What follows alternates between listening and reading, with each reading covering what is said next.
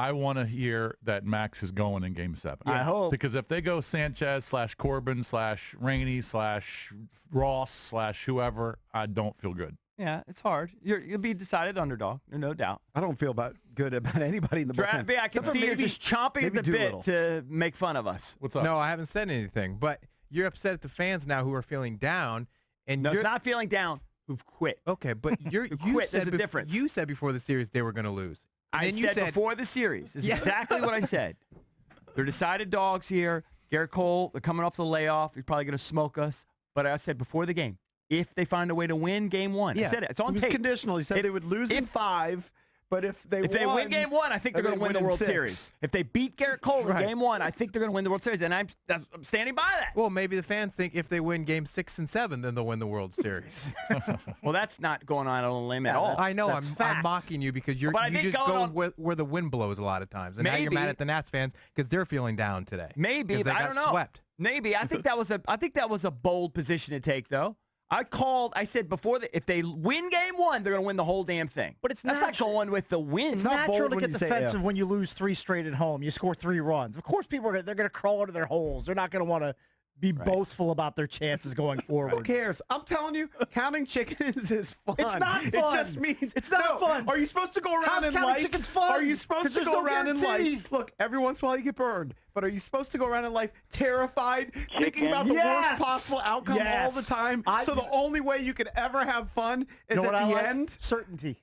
I like wins. So the only way you allow yourself to have fun is the very end. I don't count chickens. When you ride a roller coaster, Kate, do you only have fun after the ride is over, or do you have fun during the ride? Never have fun. It's terrifying the whole time. You love roller coasters. I kind of do. You used to go on the Rebel But Yell. I think it's a great point. Again. You got to go with ebb and flow. And listen, if the Astros win this, you tip your cap. Right. They deserve it. They're a great team, and they beat your ass. It's fine. And they were favored. Everyone thought they would win to start the series. But if we come back, it's amazing. All these people saying that the Nats quit, that's absurd. I mean, what are they They've got Strasburg on the mound, get a dub. No, the Nats haven't quit. 7. The fans quit. I know, fans are dumb. Why do you get caught up with what the fans are saying? I don't really. The guy said cybermetric. The guy said it's because they're wearing the blue unis. Hey, I think they should pitch Voth tonight to save Strasburg for Game 7. People were saying that. That was so Grant's dumb. calling on the hotline. Yeah. Grant, what's up? What's going on, boys? How are you? Hey, Grant. Good. Hello. What's going on? Not much. I was just calling because I heard some chatter about Max in Game 7. All I could say is that at least 2 people I talked to yesterday that have talked to him, I don't think there's any chance he pitches in Game 7. I think it's unlikely, too. I think it's unlikely. I think it's unlikely. Grant, I just don't feel good if anybody else pitches. That's my point. Well, of course not. Well, here's the thing. So 2 things real quick. One of the people said basically there's no way, it's absolutely not happening. The other one was like, well, let's just see what happens with the cortisone shots and all that. But, I mean, their expectation as of when he told him he couldn't go was basically we'll see you in spring training at that moment. I think you could look and read the body language and think that. I mean, I saw that. And I agree with you. Yeah. I mean, your wife's helping you get dressed and you can't lift your arm up 3 days or whatever it is before that to starts. think he's going to pitch. But you know what? Who knows? They can win without Max. They just have to win 2 games.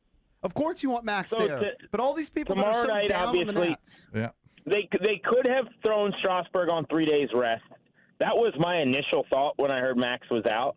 Rizzo, when I talked to him, and David, when I talked to him, neither of them considered it for 1 second because their point is they've got to win 2. They had to win Game 6 one way or the other. So I actually I'm fine with that. Get Strauss at his best on full rest. But then the question becomes, who throws in Game 7? I guess you would start Anibal Sanchez for a couple of innings or 3-4 innings, and then it would literally be a bullpen day for the 2019 Nationals in Game 7. Which is not their strength, of course. We all know that. But maybe they would be decided dogs. But maybe you can get to Greinke for 4 or 5 in the first 3 or 4 innings. Maybe. But are we only going to score 1 run every freaking game? Then you just bank on the lineup. That's what you do. At some point, we're going to hit the ball. At some point, we're going to hit the ball runners in scoring position. Grant, I totally agree with not starting Strassi on short rest. First of all, nobody pitches well on short rest. Second of all, if you lose, you got no Strassi or Max in Game 6 or 7. Right. Right, and let's say they won yesterday. So then what are you doing now? I mean, you had 2 games where you're trying to, piecemeal this thing together. Or Joe Ross goes, and you've got that start happening on the road now. Yeah. So I'm with you. At first, that was my first kind of reaction was, you got to go Strauss. But when they explained it, I think they're right. It makes sense. The key, though, to me is, I don't know about you guys, I don't think pitching, particularly starting pitching, really was the issue. Like, you can't score 3 runs in 3 games. Of course. The bats froze. Mm-hmm. Yeah. Yeah. They dried so up. hopefully now, I totally believe in sort of pressure and in psychology and some of these things. And certainly the Nats have more pressure because they're in an elimination game. But I think the day off helps them. Is a reset happening here. I also think it's a bit of a do theory where the bats will start to heat up a little bit. Adding the DH should be helpful. And then, you got your ace, arguably your best pitcher, on your staff over the last 3 months on the mound. What more could you ask for? You win that, and then you roll the dice at Game 7. I think everything you said makes sense. I guess my one concern is, just like last night with Cole, you got to him the first time. It's hard to do that twice, and they got to Verlander. But, yeah, absolutely. I think Game 6, they got a legit shot.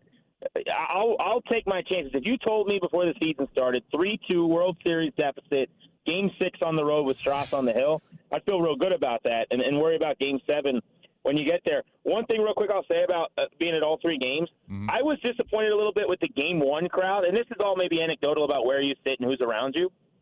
But in Game 1, I was a little disappointed. It felt almost like corporate and kind of just like, I don't know, very old. Like there was an old guy behind me who was like, Grant Paulson, sit down. He's like, I'll never watch your TV show again if you don't sit down. Pretty fun.